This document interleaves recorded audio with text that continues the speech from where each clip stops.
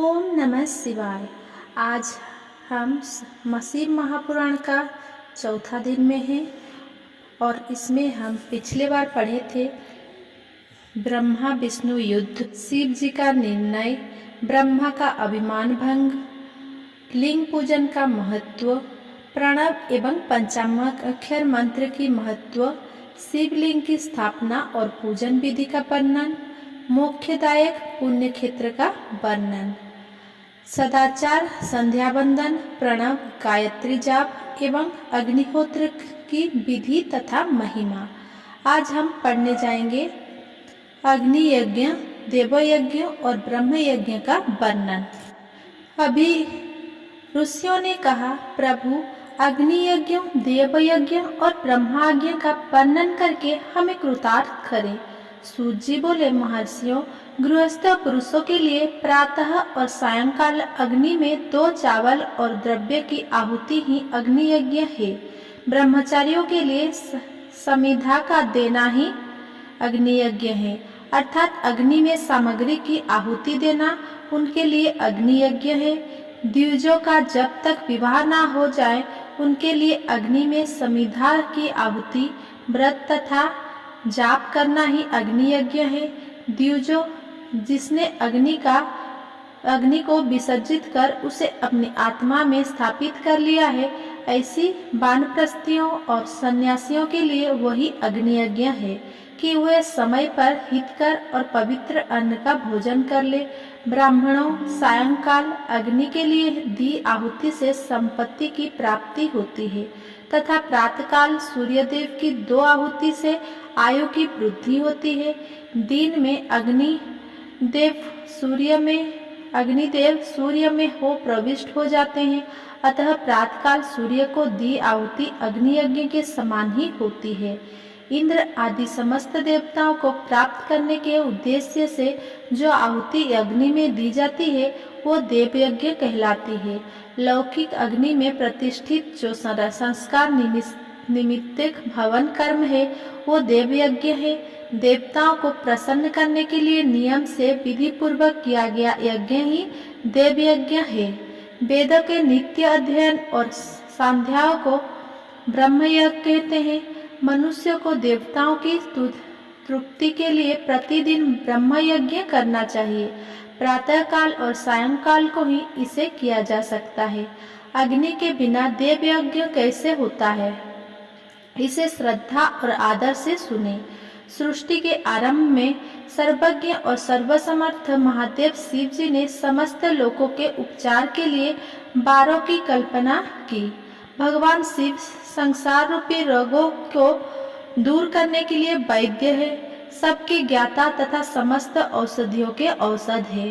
भगवान शिव ने सबसे पहले अपने बार की रचना की जो आरोग्य प्रदान करने वाला है। तत्पश्चात अपनी माया शक्ति का बार बनाया जो संपत्ति प्रदान करने वाला है। जन्म काल में दुर्गतिग्रस्त बालक की रक्षा के लिए कुमार के बार की कल्पना की। आलस्य और पाप की निवृत्ति तथा समस्त लोगों का हित करने की इच्छा से लोक रक्षक भगवान विष्णु का बार बनाया। इसके बाद शिव जी ने पुष्टि और रक्षा के लिए आयुकर्ता त्रिलोक सृष्टा परमेष्टि ब्रह्मा का आयु स्मारक बार बनाया। तीनों लोकों की वृद्धि के लिए पहले पुण्य पाप की रचना होने पर लोगों को शुभाशुभ फल देने वाले इंद्र और यम के बारों का निर्माण किया।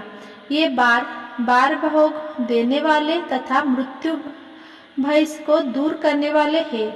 इसके उपरांत भगवान शिव ने 7 ग्रहों को इन बारों का स्वामी निश्चित किया।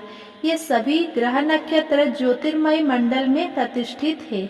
शिव के बार के स्वामी सूर्य है, शक्ति संबंधी बार के स्वामी सोम, कुमार संबंधी बार के अधिपति मंगल, विष्णु बार के स्वामी बुध, ब्रह्मा जी के बार के स्वामी बृहस्पति, इंद्र बार के स्वामी शुक्र और यम बार के स्वामी शनि है।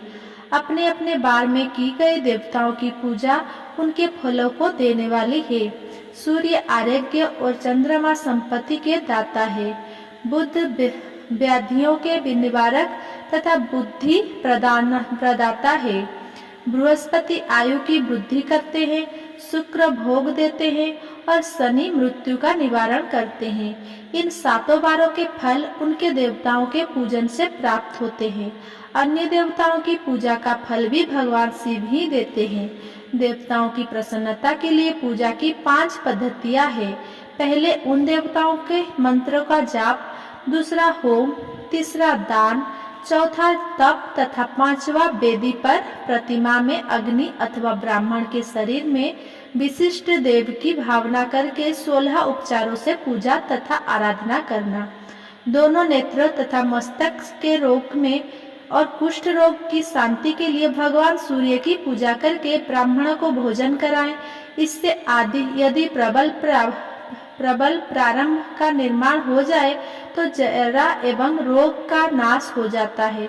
इष्ट देव के नाम मंत्र का जाप बार के अनुसार फल देते हैं। रविवार को सूर्य देव व अन्य देवताओं के लिए तथा अन्य ब्राह्मणों के लिए विशिष्ट वस्तु अर्पित करें। ये साधन विशिष्ट फल देने वाले होते हैं तथा इसके द्वारा पापों की शांति होती है।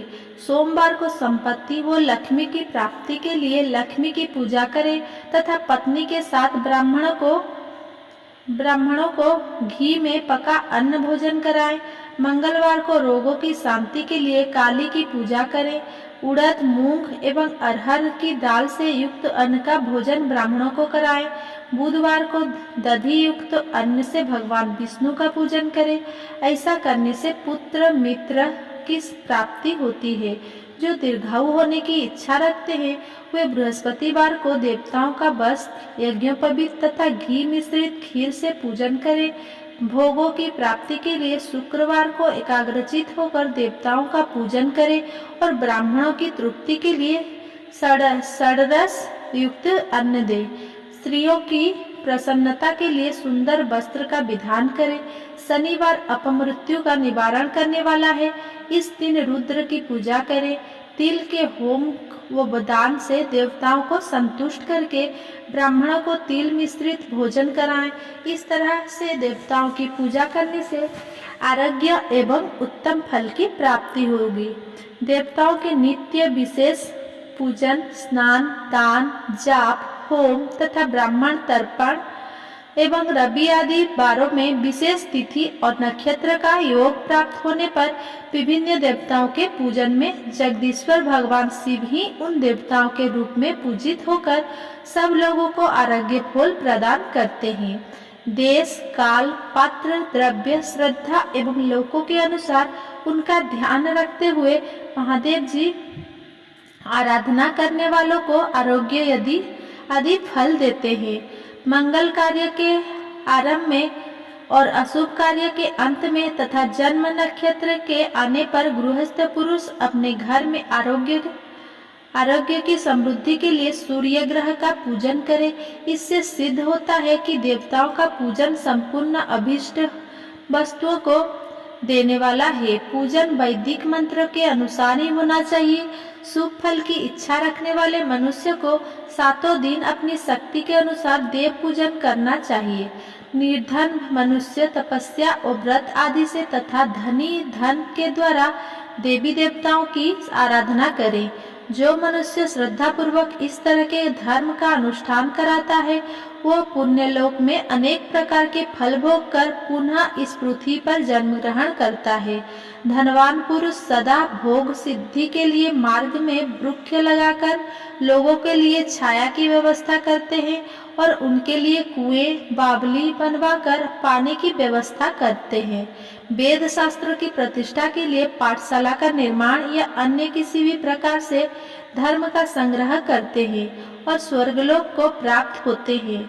समयानुसार पुण्य कर्मों के परिपाक से अंतकरण शुद्ध होने पर ज्ञान की सिद्धि होती है।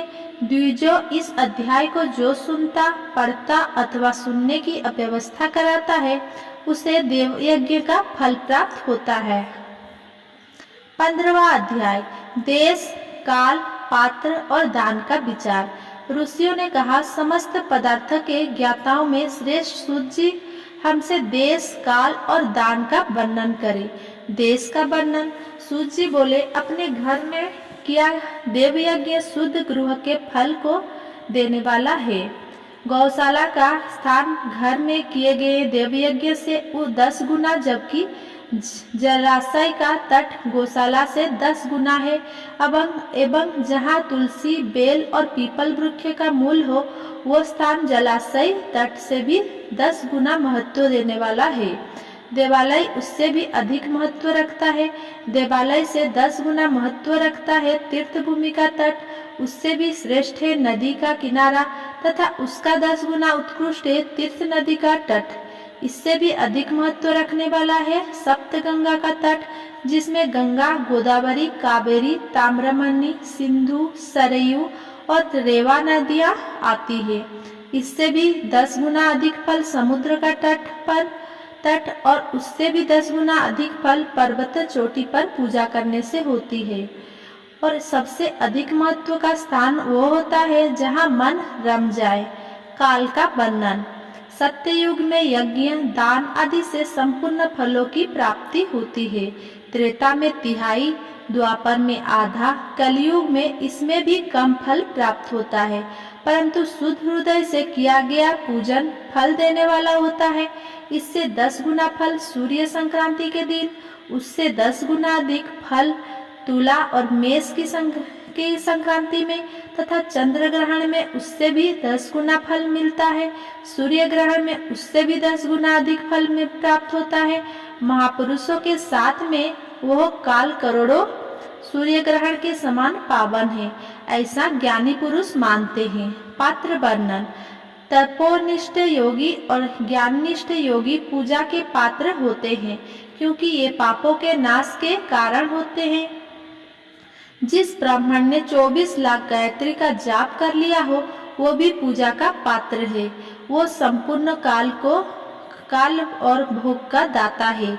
गायत्री के जाप से शुद्ध हुआ ब्राह्मण परम पवित्र है। इसीलिए दान, जाप, होम और पूजा सभी कर्मों के लिए वही शुद्ध पात्र है।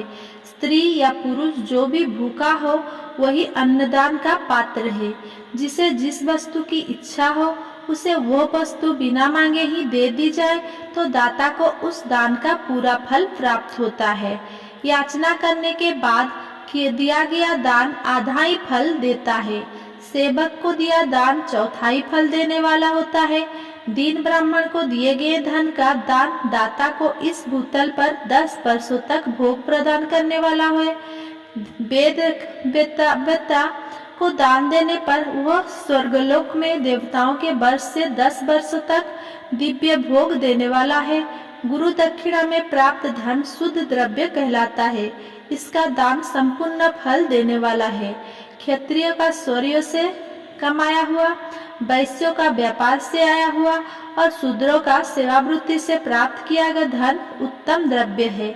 दान का वर्णन। गौ, भूमि, तेल, सुवर्ण, घी, वस्त्र, धान्य, गुड़, चांदी, नमक, कोहड़ा और कन्या नामक 12 वस्तुओं का दान करना चाहिए। गोदान से सभी पापों का निवारण होता है और पुण्य कर्मों की पुष्टि होती है। भूमि का दान परलोक में आश्रय देने वाला होता है। तिल का दान बल देने वाला तथा मृत्यु का निवारक होता है। सुवर्ण का दान वीर्यदायक और घी का दान पुष्टिकारक होता है। वस्त्र का दान आयु की बुद्धि कराता है। धान्य का दान करने से अन्न और धन की समृद्धि होती है। गुड़ का दान मधुर भोजन की प्राप्ति कराता है। चांदी के दान से वीर्य की वृद्धि होती है। लवण के दान से सररस भोजन की प्राप्ति होती है। कोहड़ा का कुष्मांड के दान को पुष्टिदायक माना जाता है। कन्या का दान आजीवन भोग देने वाला होता है। जिन वस्तुओं से श्रवण आदि इंद्रियों की तृप्ति होती है, उनका सदा दान करें। वेद और शास्त्र को गुरुमुख से ग्रहण करके कर्मों का फल अवश्य मिलता है। इसे ही उच्च कोटि की आस्तिकता कहते हैं।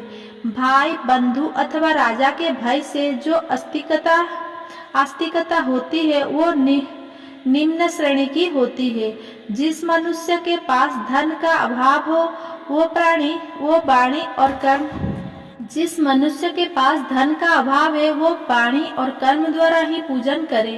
तीर्थ यात्रा और व्रत को शारीरिक पूजन माना जाता है। तपस्या और दान मनुष्य को सदा भोग प्रदान करने वाला है। इससे इस लोक और परलोक में उत्तम जन्म और सदा सुलभ होने वाला भोग प्राप्त होता है। ईश्वर को सब कुछ समर्पित करने एवं बुद्धि से यज्ञ और दान करने से मोक्ष की प्राप्ति होती है। 16वां अध्याय देव प्रतिमा का पूजन कथा। शिवलिंग के वैज्ञानिक स्वरूप का विवेचन। ऋषियों ने कहा, साधु शिरोमणि सूत जी, हमें देव प्रतिमा के पूजन की विधि बताइए जिससे अभिष्ट फल की प्राप्ति होती है। सूत जी बोले, हे महर्षियों, मिट्टी से बनाई हुई प्रतिमा का पूजन करने से पुरुष स्त्री सभी के मनोरथ सफल हो जाते हैं। इसके लिए नदी, तालाब, कुआं या जल के भीतर की मिट्टी लाकर सुगंधित द्रव्य से उसको शुद्ध करें। उसके बाद दूध डालकर अपने हाथ से सुंदर मूर्ति बनाएं।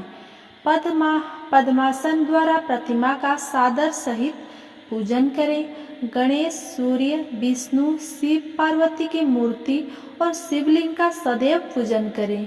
संपूर्ण मनोरथों की सिद्धि के लिए 16 उपचार द्वारा पूजन करें। किसी मनुष्य द्वारा स्थापित शिवलिंग पर एक शेर नैवेद्य से पूजन करें। देवताओं द्वारा स्थापित शिवलिंग को 3 शेर नैवेद्य अर्पित करें तथा स्वयं प्रकट हुए शिवलिंग का पूजन 5 शेर नैवेद्य से करें। इससे अभिष्ट फल की प्राप्ति होती है। इस प्रकार सहस्र बार पूजन करने से सत्यलोक की प्राप्ति होती है। 12 अंगुल चौड़ा और 25 अंगुल लंबा यह लिंग का प्रमाण है कि 15 अंगुल ऊंचा लोहे या लकड़ी के बनाए हुए पात्र का नाम शिव है। इसके अभिषेक से आत्मशुद्धि, गंध चढ़ाने से पुण्य, नैवेद्य चढ़ाने से आयु तथा धूप देने से धन की प्राप्ति होती है। दीप से ज्ञान और तांबुल से भोग मिलता है। अतएव स्नान आदि 6 पूजन से के अंग को अर्पित करें। नमस्कार और जाप संपूर्ण अभिष्ट फलों को देने वाला है। भोग और मोक्ष की इच्छा रखने वाले लोगों को पूजा के अंत में सदा जाप और नमस्कार करना चाहिए। जो मनुष्य जिस देवता की पूजा करता है वो उस देवता के लोक को प्राप्त करता है तथा उनके बीच के लोकों में उचित फल को भोगता है। हे महर्षियों, भूलोक में श्री गणेश पूजनीय है।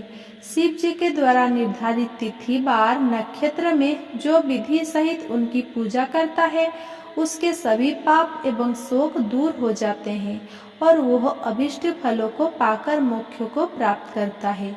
यदि मध्याह्न के बाद तिथि का आरंभ होता है तो रात्रि तिथि का पूर्व भाग पितरों के श्राद्ध आदि कर्म के लिए उत्तम होता है तथा बाद का भाग दिन के समय देव कर्म के लिए अच्छा होता है। वेदों में पूजा शब्द को ठीक प्रकार से परिभाषित नहीं किया जा गया है। पू का अर्थ है भोग और फल की सिद्धि। जिस कर्म से संपन्न होती है उसका नाम पूजा है। मनवांछित वस्तु तथा ज्ञान अभिष्ट वस्तुएं हैं। लोक और वेद में पूजा शब्द का अर्थ विख्यात है। नित्य कर्म भविष्य में फल देने वाले होते हैं। लगातार पूजन करने से शुभ कामनाओं की पूर्ति होती है तथा पापों का क्षय होता है। इसी प्रकार श्री विष्णु भगवान तथा अन्य देवताओं की पूजा उन देवताओं के बाद बार, तिथि, नक्षत्र को ध्यान में रखते हुए तथा 16 उपचार से पूजन एवं भोजन करने से अभिष्ट फल की प्राप्ति होती है। शिव जी सभी मनोरथों को पूर्ण करने वाले हैं। महाआंद्र नक्षत्र अर्थात माघ कृष्ण चतुर्दशी को शिव जी का पूजन करने से आयु की वृद्धि होती है। ऐसे ही और भी नक्षत्रों, महीनों तथा बारों में शिव जी की पूजा और भोजन भोग और मोक्ष देने वाला है। कार्तिक मास में देवताओं का भोजन विशेष फलदायक होता है। विद्वानों के लिए वह उचित है कि उस महीने में सब देवताओं का भोजन करें, स्वयं और नियम से जाप, तप, हवन और दान करें, क्योंकि कार्तिक मास में देवताओं का भजन सभी दुखों को दूर करने वाला है। कार्तिक मास में रविवार के दिन जो सूर्य की पूजा करता है और तेल और कपास का दान करता है, उसका कुष्ठ रोग भी दूर हो जाता है। जो अपने तन मन को जीवन पर्यंत शिव को अर्पित कर देता है, उसे शिव जी मोक्ष प्रदान करते हैं। योनि और लिंग इन दोनों स्वरूपों के शिव स्वरूप में समाविष्ट होने के कारण वे जगत के जन्म निरूपण है और इसी नाते से जन्म की निवृत्ति के लिए शिव जी की पूजा का अलग विधान है। सारा जगत बिंदु नाद स्वरूप है, बिंदु शक्ति है और नाद शिव, इसीलिए सारा जगत शिव शक्ति स्वरूप ही है। नाद बिंदु का और बिंदु इस जगत का आधार है। आधार में ही आघेय का समावेश अथवा लय होता है, यही संकलीकरण है। इस संकलीकरण की स्थिति में ही सृष्टि काल में जगत का आरंभ हुआ है।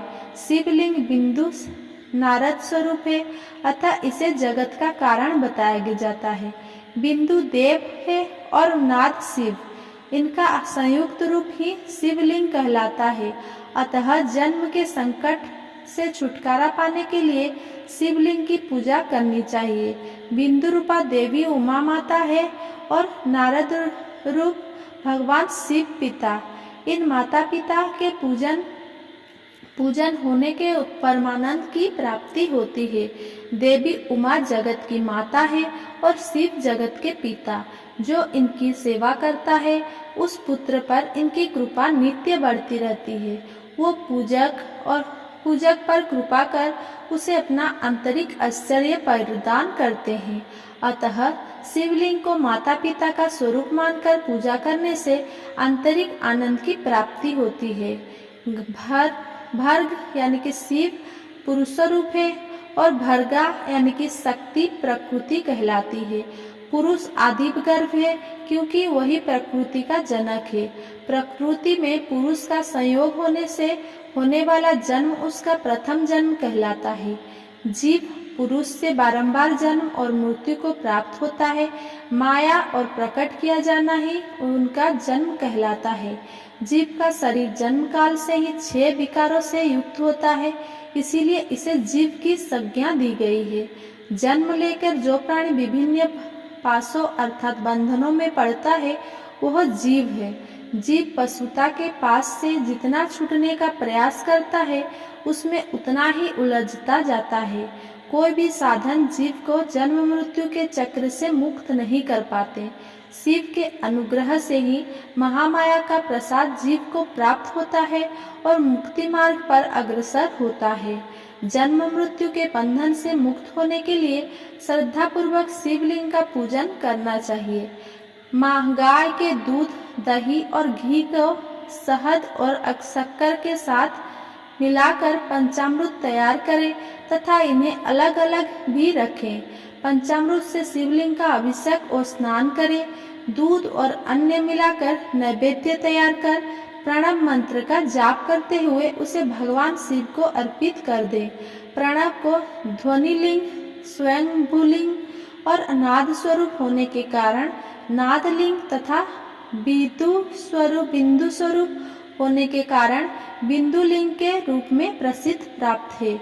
अचल रूप से प्रतिष्ठित शिवलिंग को मकार स्वरूप माना जाता है, इसीलिए वह मकार लिंग कहलाता है।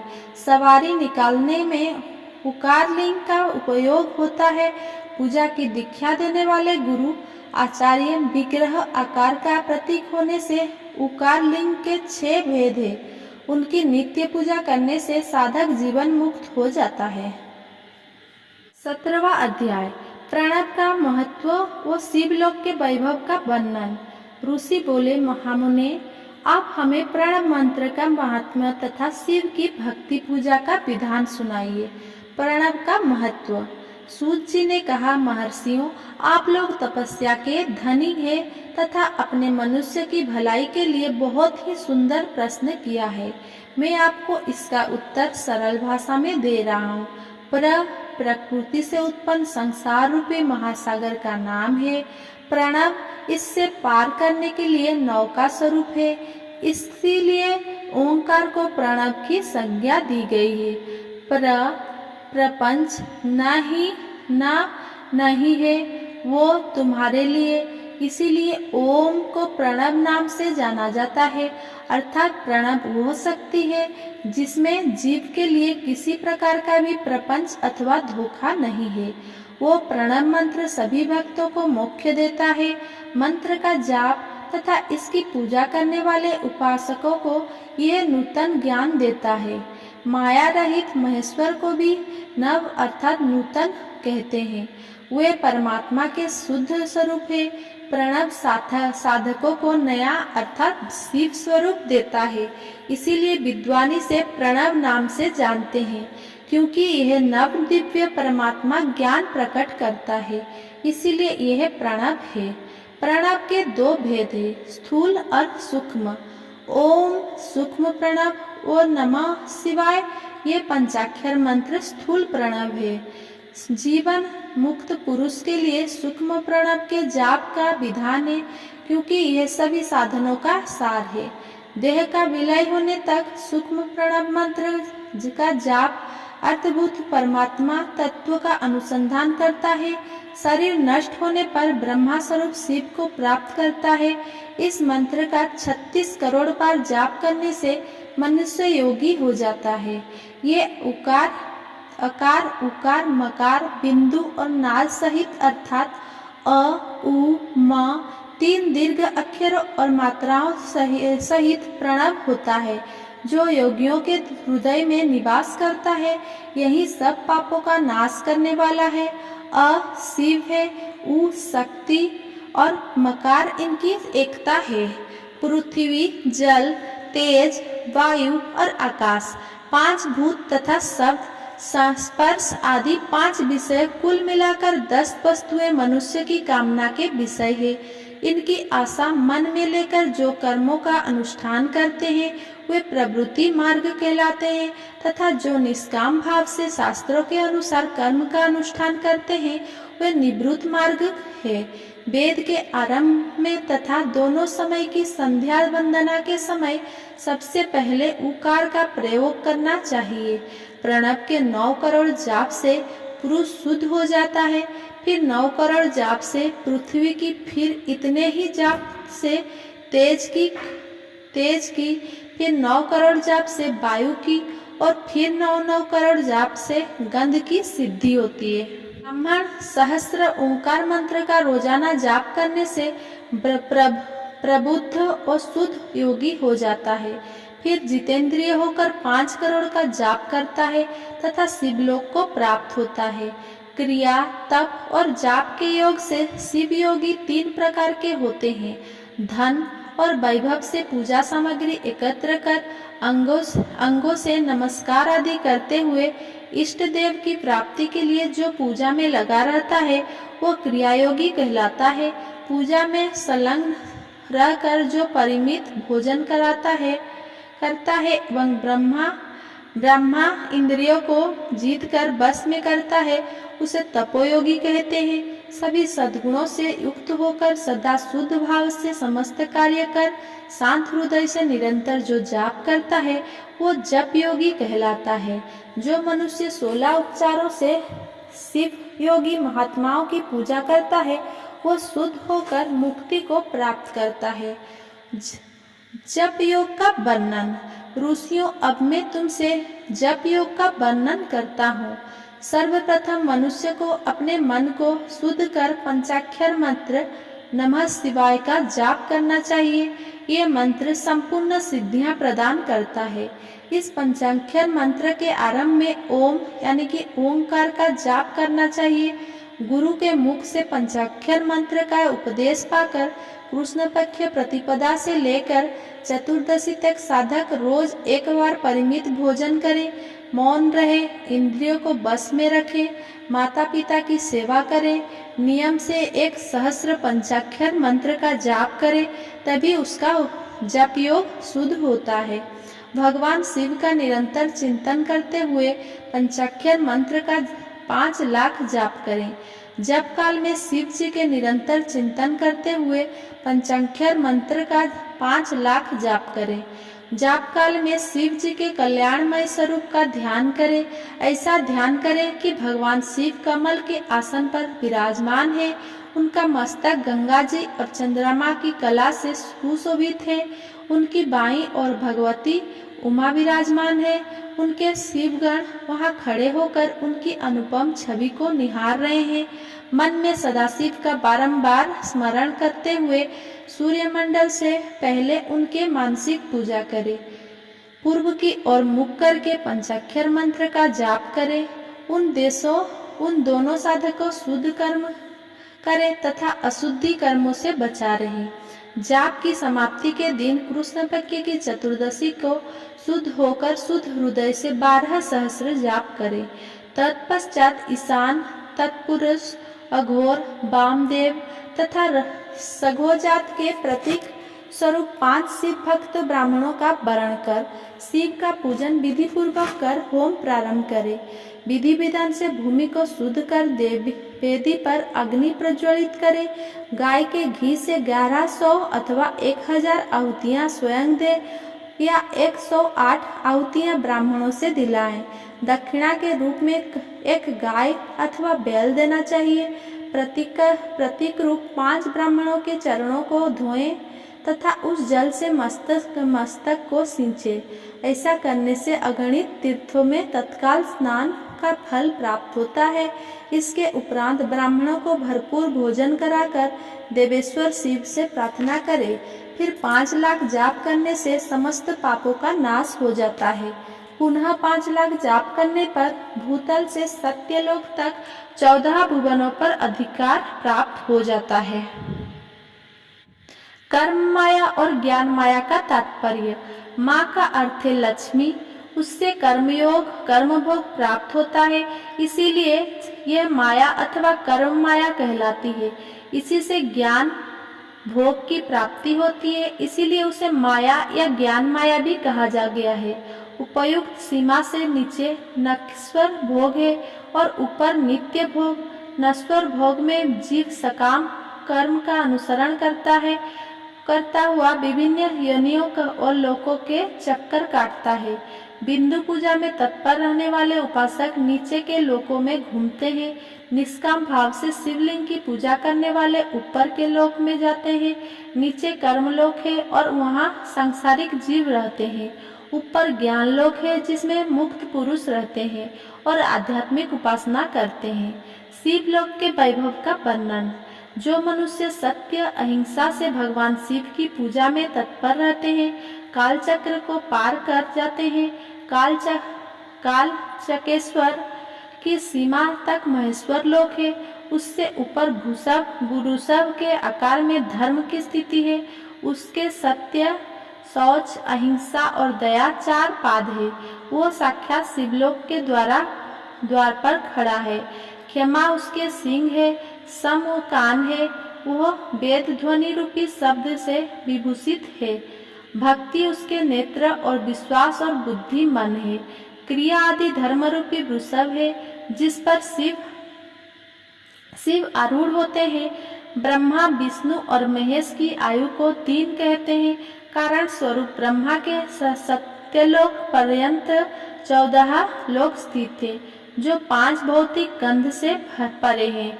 उनसे ऊपर कारण रूप विष्णु के 14 लोक है तथा उससे ऊपर कारण रूपी रुद्र के 28 लोक की स्थिति है। फिर कारणेश शिव के 56 लोक विद्यमान है। सबसे ऊपर 5 आभरण से युक्त ज्ञानमय शिवालय कहा जाता है। वही पराशक्ति से युक्त परमेश्वर शिव निवास करते हैं। वे सृष्टि, पालन, संहार, तिरोभाव और अनुग्रह आदि कार्य में कुशल है। नित्य कर्म द्वारा देवताओं का पूजन करने से शिव तत्व का साक्षात्कार होता है। जिन पर शिव की कृपा दृष्टि पड़ चुकी है वे सब मुक्त हो जाते हैं। अपनी आत्मा में आनंद का अनुभव करना ही मुक्ति का साधन है। जो पुरुष क्रिया, तप, जाप, ज्ञान और ध्यान रूपी धर्मों से शिव का साक्षात्कार करके मोक्ष को प्राप्त कर लेता है, उसके अज्ञान को भगवान शिव दूर कर देते हैं। शिव भक्ति का सत्कार।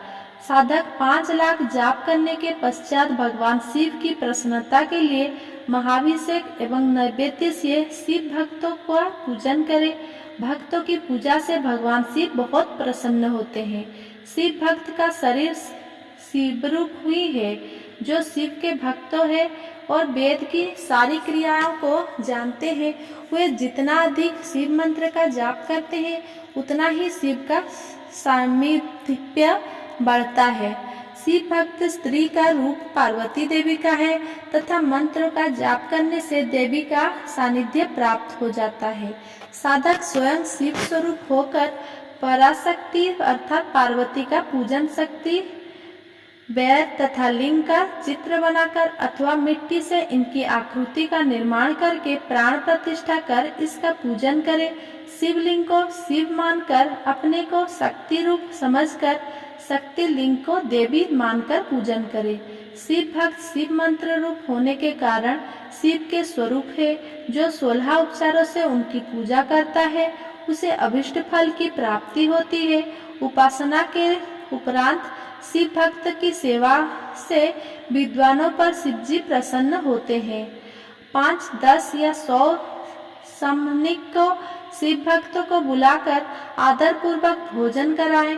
शिव भावना रखते हुए निष्कपट पूजा करने से भूतल पर फिर जन्म नहीं होता। अगर मेरा ये वीडियो पसंद आया तो मेरा ये वीडियो को लाइक, कमेंट, शेयर करिए और मेरा चैनल को सब्सक्राइब करें। धन्यवाद।